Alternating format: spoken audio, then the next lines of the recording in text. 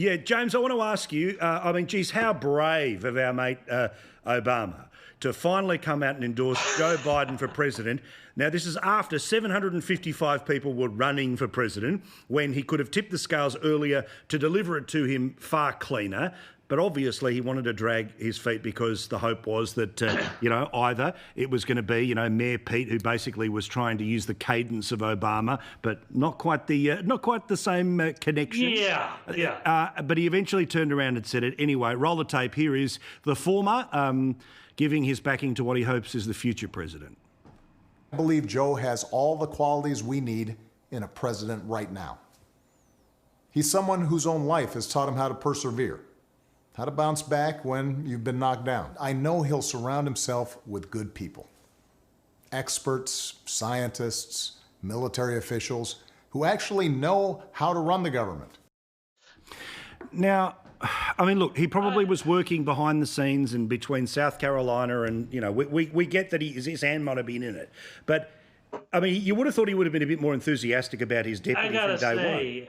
I gotta say, Paul, if I got a martini that lukewarm, I would send it back. And I can only imagine what the conversation was, when Obama said to Biden, Joe, I'm going to endorse you. Biden probably said, for what? Because Joe's having a bit of issues these days. But this was the most half-hearted thing I have ever seen. This guy was Biden was Obama's number 2 for 8 years, and this was the least he could do. Now, finally, at this very, very late stage, it's pretty sad, isn't it? But also deliberately. Look, I know there's only one story that the United States cares about. There's only one story the world cares about, which is when the hell am I getting back to normal?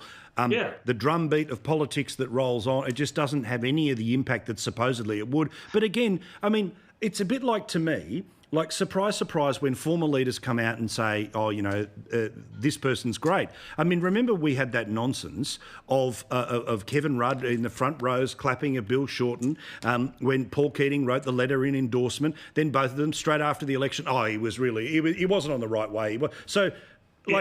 We get that they're just, props. Look. The thing is, Joe Biden is a prop right now, because really the only thing that matters right now for the Democrats is who do they stick in as the vice president, because nobody really thinks that Joe Biden is going to make it even through a first term. He's physically frail. He doesn't seem to be totally with it all the time. He has trouble following a train of thought. A lot of talk now. Joe Biden said the other week, he's going to get a woman to be his vice president. That was sort of an identity politics thing.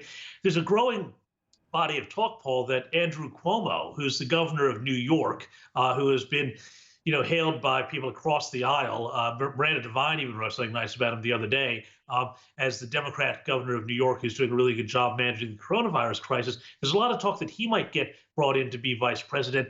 If so, that could be a big problem for Trump going forward. And any thought that you might have had that, no, Cuomo would sit back and, work with the White House this year and then in 2024 run. Well, no, they've picked a fight with each other on Twitter now, Trump and Cuomo. So that suggests to me that the idea that Cuomo is completely keeping his feet dry on the thought of jumping into this is not so much a thing.